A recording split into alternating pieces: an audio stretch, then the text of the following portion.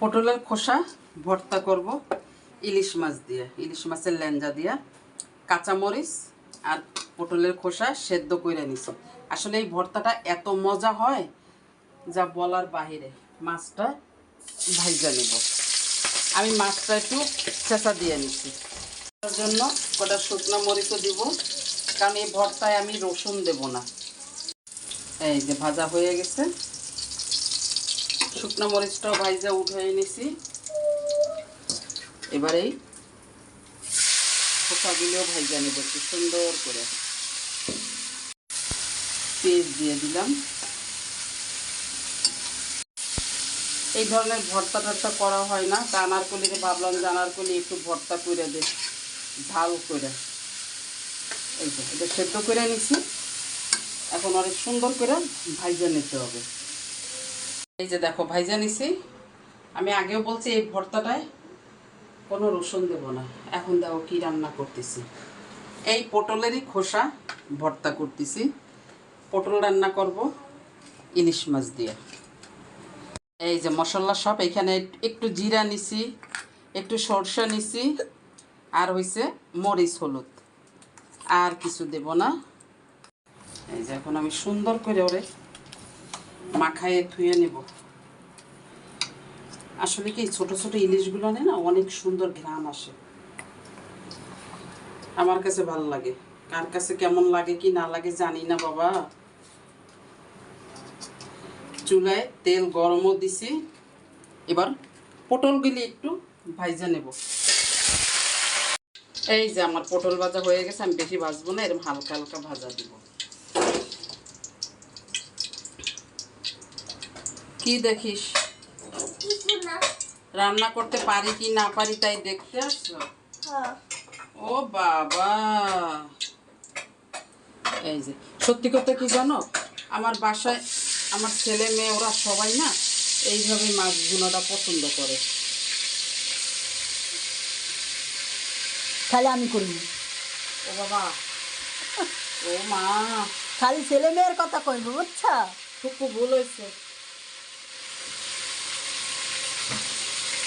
না তোর আর আমার তো কোনো পছন্দই নেই, আমরা সব কিছুই খাই। হ্যাঁ, কিন্তু মাছটা না তুমি উল্টাই দিবে আনারকলি। আচ্ছা, আনারকলি আবার এই কাজটা খুব ভালো পারে। পটলগুলি দিয়ে দেবো, মাছ একবার উল্টে দিছি।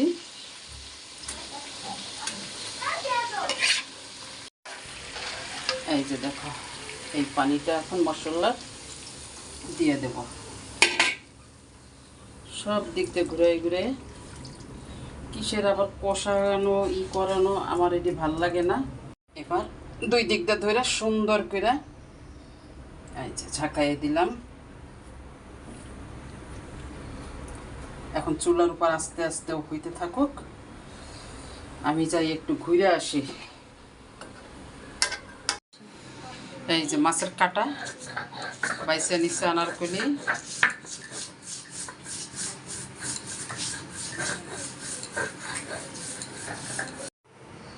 মাছ বাটা হয়ে গিয়েছে, এখন পটলের খোসা আর মরিচ একসাথে বাটবো। একবার বাটা হয়েছে, এবার লবণ দিব। লবণ দিয়ে এখন আবার বাটবো। ভর্তা বাটা শেষ, এখন উঠায় ফেলবো। হয়ে গিয়েছে ভর্তা বানানো। এই দেখো আন্টির তরকারি, মাশাআল্লাহ সুন্দর হয়েছে। হ্যাঁ হয়ে গেছে।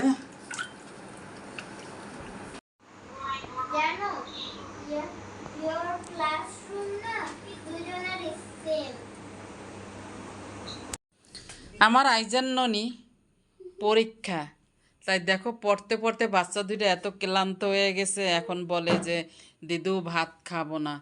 তাই আমি বলছি যে অল্প দুই নালা এই যে ভর্তা করছি তোমাদের জন্য, মাছের তরকারি রান্না করছি, একটু একটু খাবে। দাদা তুমি এইখানে আসো, ও ময়না এই জায়গা আসো, তোমার মা খাওয়াই দিবে। আসো পাখিরা আসো। খুব খারাপ লাগতেছে এই যে বুড়ি। ও আমার পাখি, ও ময়না তোমার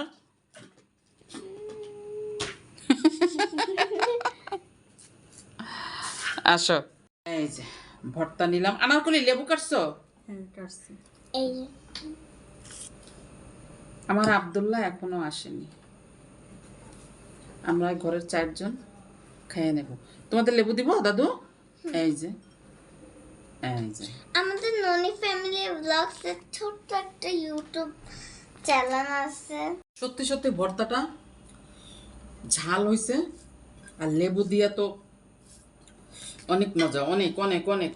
ভানু নাও, বিসমিল্লাহ। এই যে বাবা, হ্যাঁ দিদু, আসো আসো আসো আসো মনে পাখি, বিসমিল্লাহ। একটু ঝাল খাইতে হয় মাঝে মাঝে, বুঝছো পাখি? পানি রেডি। তোমরা এরকম সুন্দর করে বাসায় বানাই খাবা, গরম গরম ভাত দিয়া, খুব স্বাদ। তোমার গ্লাস একটু পানি আনতে কইছিলাম।